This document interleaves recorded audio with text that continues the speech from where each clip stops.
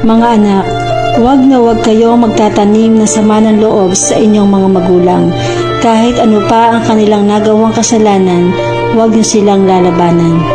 Tunay na mayroong magulang na ang anak ay pinabayaan simula pagkasilang. Pero sigurado, mas lamang ang kanilang mabuting dahilan, kaya wag muna natin silang huhusgahan.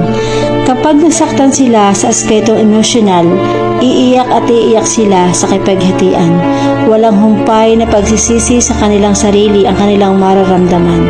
Kapag sinaktan sila sa aspetong pisikal, mag-iiwan niya ng peklat na hindi pwedeng mabura sa gamutan. Pero ang piklat sa kanilang kalooban ay mananatili kailanpaman.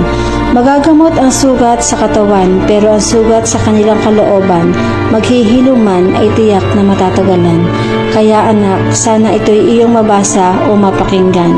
Kapag sa Facebook mo ay biglang dumaan, malay mo, makatulong ako sa ganitong paraan at balang araw ako'y iyong tuluyang pasalamatan.